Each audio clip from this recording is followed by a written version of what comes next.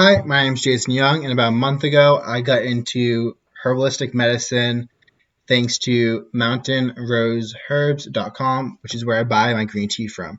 So, this whole story starts because I'm putting in a giant order for tea. I'm trying out a bunch of new things, trying to get all into herbalism and really see if there's anything to it. So, I buy some bee pollen. And I had this years ago. I found it in my brother's desk. It was like one of the weird supplements he had. And I'm like, okay, the taste is kind of so. So I bought some. And when it came in, I started trying it. And the packaging recommends taking a fourth of a teaspoon as the serving size. But I would just sprinkle some in my hand, toss it in my mouth, and then go back to my work. And I'm not sure if it's a placebo effect or if it's actually due to the bee pollen itself, but I feel more focused, I feel more energized, and I feel better. And it's not like this stimulant like caffeine.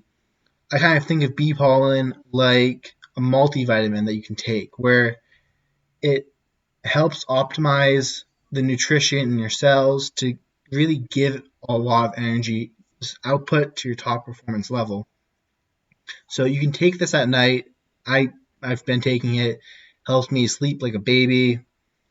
And I mean, it could be placebo or it could not be, but either way, it's rather cheap, and the results that you get back from it are quite good. So on the website, they talk about how Native Americans used to use this for energy on long trips, and they keep it in a little sack and snack on it. I personally like the taste. It's kind of like a sweeter green powder, and I mean, what else would you expect? It's plant pollen, but mountain rose herbs, a little expensive, especially when you consume 12 times the serving size. So I'm almost running out of this bag after 2 weeks and it's supposed to have 123 servings. So I decided instead of paying $54 plus another $10 in shipping because they don't have free shipping, I'm going to go to Amazon and use my Prime membership to save some money. On Amazon, type in organic bee pollen, and I'll talk about Spain in a second, but you have a lot of stuff that pops up, and there's something very important to note. And you might go to this website.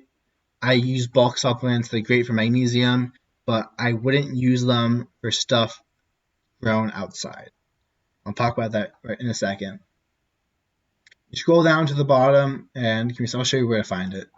Go all the way down, right above the reviews.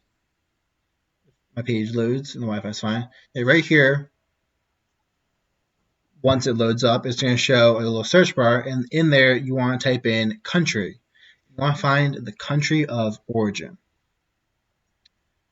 So you just type country in there. I already did before the video, but you want to see where it's coming from. You want to see if it's coming from China.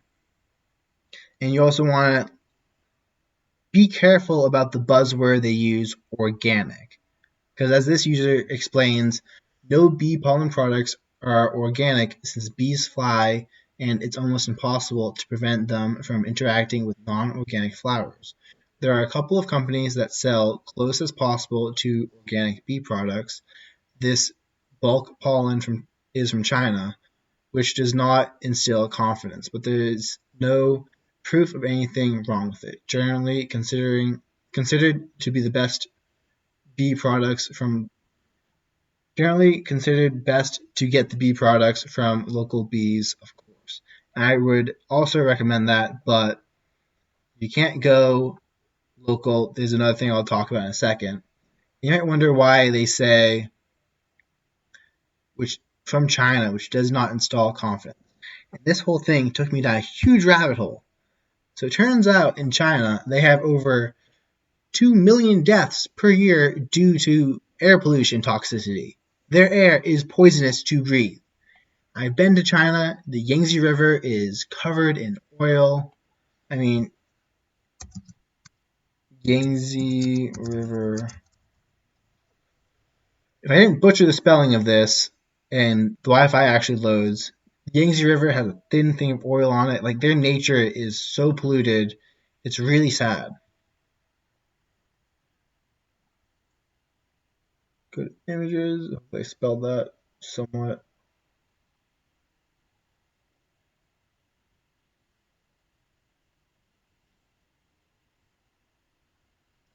Anyways, getting off topic here, but yes, the Yangtze River has oil on it. It's filmed up like this. I mean, that's the Minnesota. That's Minnesota, but it's like that on the Yangtze. It's disgusting. Back on topic. You go look for other products on Amazon, and you're like, got my Wi-Fi. Okay. Well, this bee product was another brand I was looking at, and if you go down, you look at the sources, they get it from a U.S. importer, which all that means is that you have to be careful of this. If they buy the bee pollen from China, they put it in a little baggie in the United States, then that's made in the United States. Yeah, watch out for that one. Also, they're sourced from the US, Canada, New Zealand, and China. I wonder which of those countries is going to be the cheapest. It's not like we couldn't get a whole giant pile from China, then sprinkle a little bit in from the US, a little bit in from Canada, and a little bit from New Zealand. Now it's a mixture. It doesn't matter that it's 99.99% China. We can advertise it as being from those other four countries. Yay. Wonderful health. Wonderful marketing in the US. Then, page not loading. This product also not the best. Honey is exported by countries all over the world. Yeah. If you can't tell me where it's from, I'm just gonna buy somewhere else. Then we go to this one. This is actually a really good product. It's a little expensive, but in terms of everything, this is pretty good. And the last thing I forgot to mention earlier of why you don't want to get necessarily local, it might not always be the best. Because in terms of chemicals allowed on food, goes China allows the worst and nastiest stuff, along with some other countries, but it's definitely worse than the U.S. The U.S. has stricter health concerns for chemicals being allowed and pesticides being put in flowers. Then above the U.S. is Europe. Europe doesn't allow a lot of the crap the U.S. allows because we don't have the same lobbying stuff over there. It's just the food is cleaner in European countries. So yes, this is a really good product right here, but it does come from the Finger Lakes, which is a lot better than getting it from China. So if you're like all gung ho about US made pollen, sure, this would work for you. I mean, I'd recommend going local, but during the winter, you might have the best of luck with it. One I recommend, which is where this is from, is Spain. Spanish pollens. There are a couple of Spanish pollens out there. This is a great one I found.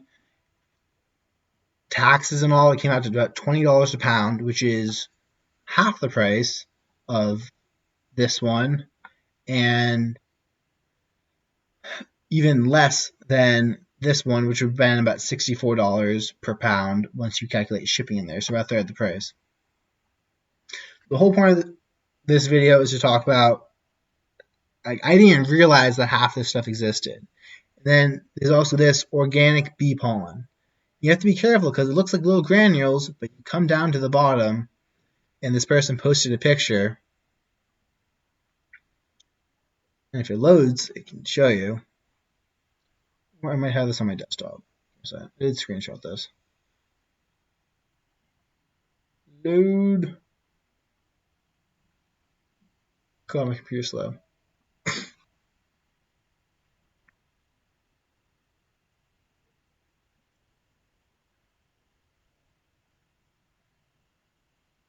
There we go. We got to load up. So this is pollen, but it also has natural red orange extract. But if you look at it, bee pollen, canned sugar, glucose syrup, and then right here, natural extract.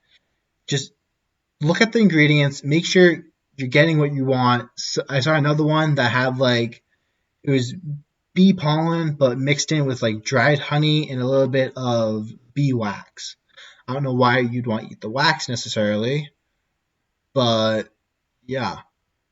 Check out the things, do your research. Again, recommending this Amish one, this Spanish one, not affiliated, but best of luck and stay tuned for more videos talking about the whole experience of what I've learned with herbalism.